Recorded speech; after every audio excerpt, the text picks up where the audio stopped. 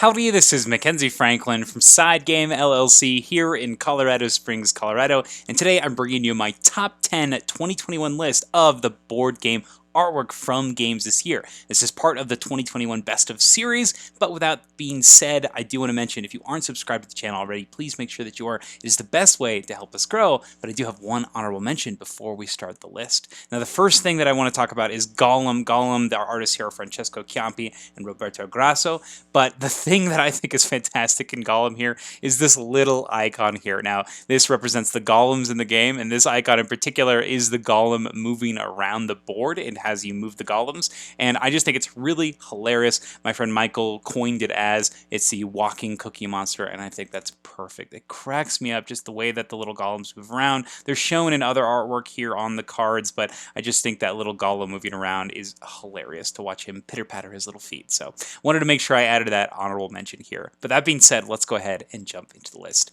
Now, number 10 is going to go to the game Chronicles of Drunagor, Age of Darkness. We got a large team of artists here from Creative Game Studios. We have Marcelo Bastos, Eduardo Cavasante, Clyde Isaias Ferreira, Carlos Eduardo Justino, Pedro Tavares Santos, Gerlin Costa Ramalho, Rod Mendez, and Samuel Vinicius Marcelino. This team has brought us a huge amount of artwork in the game, whether that be in the heroes or the villains. You have all of these large monsters that you'll be fighting through. Really like the approach they've taken with this wispy darkness that's kind of traveling around the different characters. And my favorite thing about this, in addition to the landscape artwork, is the artwork that's on this adventure interactions book. So this is going to be a large book that has these different spots that you can actually do things with. You can maybe push something or take the scroll from the mouth, or maybe you inspect the fountain. And so this actually has you open it up to pages and interacting with the world around you, and I think it's done greatly in this fantastic artwork style. So really enjoy this, and you can also see some of the backers are in the art book too in this unique art style, and I think it's done really well. So a great take on this fantasy world. That's my number 10, Chronicles of Drunagor, Age of Darkness. Number 9 artwork goes to Final Girl. This is art by Tyler Johnson and Roland McDonald, and this brings you this terror horror setting, but also this determination and grit from the final girls here, and I really like that. So the villains themselves, they all have their own feature film boxes that pair the villains with the final girls, and so as I said, that determination, that look of it's me versus you, I love that. I love that fierceness. But all of the villains also have dark power cards, and they have finale cards that are going to feature unique art for each of them. So I really like that, and the different killer boards that you're going to be fighting against, they just are fantastic. So you got the poltergeist here looking very scary, all the different new final girls for each boxes as well, and those finales I don't want to spoil too much because you do want to see them as they come out, but I think each of these villains has their own unique take on this, as well as the final girls themselves, and I just really like this whole package. It makes me excited to play, and I think that the art is a huge part in bringing this theme to fruition. So really fantastic. It brings me into this world, super thematic, love it.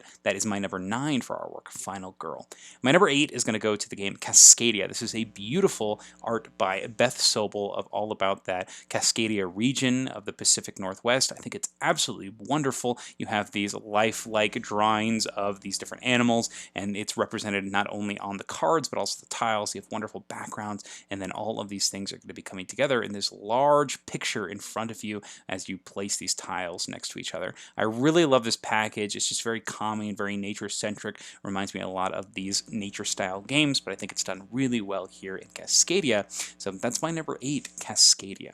My number 7 is going to go to the game Terraforming Mars Ares Expedition. Another large group of artists here. We've got William Bricker, Garrett Kaida, Neo Mendoza, Justine Norte, Naomi Robinson, and Andre Steff. And this is fantastic. They've taken the really goofy artwork of the original and they've updated it here by giving you full art cards of all of these different things, and I think it works fantastically. You have these large, big landscapes on the back of cards as well, and then the graphic design in general just really allows that art to shine, and I really, really like that here. You're going to be stacking up all of these things in front of you, and it's just a very beautiful style. I think the graphic design is on point, and it's something that I just want to keep on playing, and I love that you can look at a card and start to understand what it looks like, and you have that art to look at as well as you're building this tableau in front of you. A lot of fun things here, and I love comparing the cards to the ones in the original game because it is such a drastic improvement as you see these awesome scientific endeavors come to fruition. So fantastic. I love the take on all this scientific progress. That's my number 7, Terraforming Mars Ares Expedition.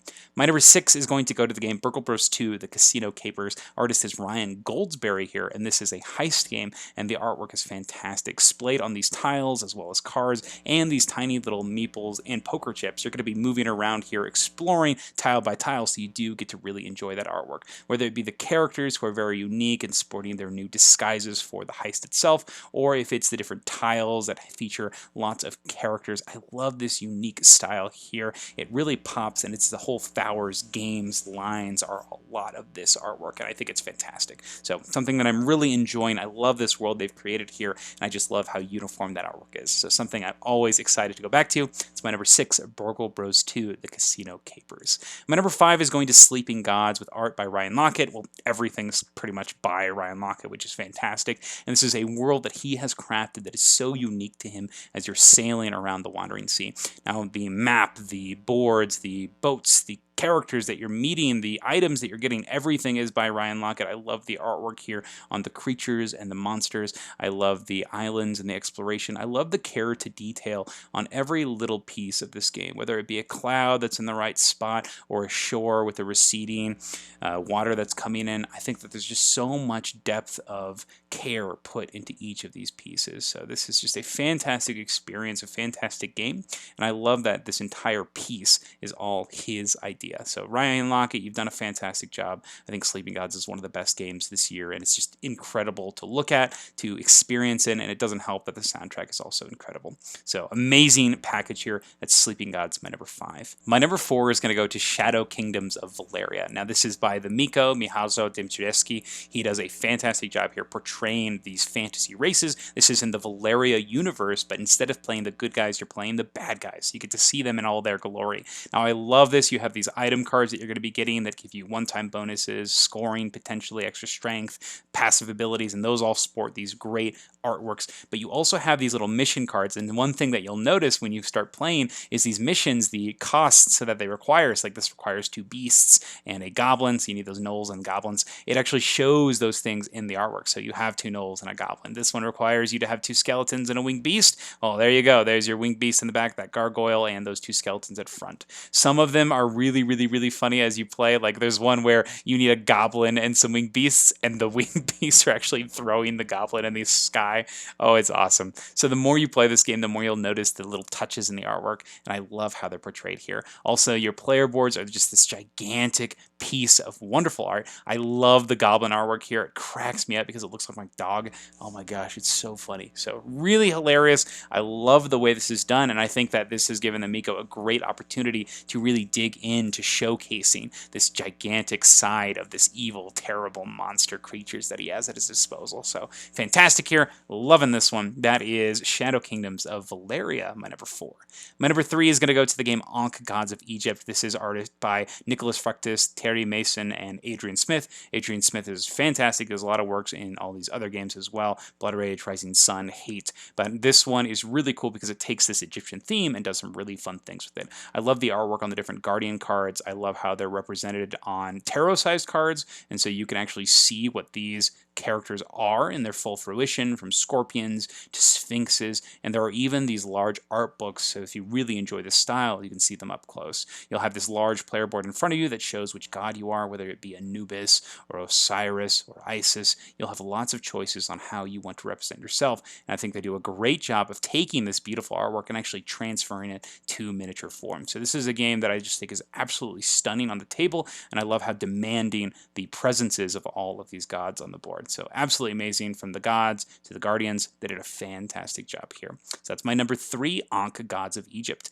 My number 2 is another game that has art by the Michał. So Michał Dymczewski. We have this fantastic game, Imperium Classics, a civilization deck building game. But this time, instead of focusing on these fantasy creatures, he is able to take a stab at actual civilizations and does so in a fantastic way. So he's really able to customize his cards to the different factions, and you can see these different characters through history, whether it be the different civilizations themselves or the different things that we're finding through these civilizations. I think that the Amico here has a chance to really display his artwork. And something cool you'll notice as you play is a lot of these cards have a lot of the same positions of characters, where they're all maybe doing the same thing with their hands, but you can see that there are small details, like here the Lydians and the Babylonians, based on their garbs, their clothing. There is that slight change and that attention to detail, which I really appreciate. So I really like how this is done, how there's that nice coordination between the different cards and maybe what they do, but that nice attention to detail by changing up those different clothings or the characters in the pictures. So really, really like this. I love this take on this, on all the different civilizations, technologies. There's just a lot to love here. And some of the artwork really, really stands out here. So super, super awesome. I love it. That is number 2, Imperium Classics and Legends. My number 10 has to go to Oath, Chronicles of Empire and Exile. Probably my favorite game artwork ever, and I think it definitely shows here. Kyle Farron has done a wonderful job with bringing this world to life. He's done amazing work with things like Root, as well as Vast, and all sorts of other games that Letter Games is putting out, and I think for good reason. He is incredible at what he does. So this was introduced to me as a game where the artwork is a cross between Game of Thrones meets the Muppets, and I think that's a fantastic way to describe this bizarre, interesting world that just tantalizes you in the way that it's approached. Now, first off, the Exiles and their different takes on these different races. I think you have Cyclops and these Fox people. I love this. But you also have the ominous nature of the Chancellor and then the land itself. I love the way that the board is set up and presented. I love how you are exploring and you're revealing these new landscapes. There's a zoomed out section of each area, and it's really neat how you can explore from place to place. But the biggest thing here, the big meat of the game that I really enjoy exploring, are the denizen cards. Now, if you don't want to see any of the artwork in these denizens, if you want to be surprised when you play the game, go ahead and skip to the next timestamp. But if you want to see these denizens, there's a website you can go to called oathcards.seria.com. That's going to have all of these things that you can take a look. So we'll just kind of browse through a couple here. But wow, these denizen cards, I think, really just breathe life into this world. I love the different takes on the different factions. You have all the Discord characters that seem to be up to something. You have the nomads that are clearly traveling and in tune with nature, and the arcane that are really focused on bringing out that magic in the land. I love this approach on this, and I just love everything here about this. This world is fantastic. It's one that I want to be in constantly, and a game that I just want to keep on playing because I want to see what the game has to offer in terms of artwork. So, and also obviously the effects that are tied to these different cards. So want to explore more. There's so much to explore. I mean, we have so many things to go through. You can see that little bar on the side here. There are so many things to love here. I love the different takes on it. I love the memes that are injected in here, but tie that all up with a nice bow, and wow, what a fantastic package. So this has to be my number 1, a game that I could just look at forever, just taking a look at the cards and digging through things without even playing. Amazing artwork, fantastic. I love this approach. So that is Oath, my number 1. And that's my list. Those are my top 10 board game artworks from 2021. These are absolute delights. I want to know, what are your favorite artworks from 2021 board games? Please let me know down in the comments below. Do you agree with any of my picks? I'd love to hear what you think. But thank you so much for watching SideGame Strong.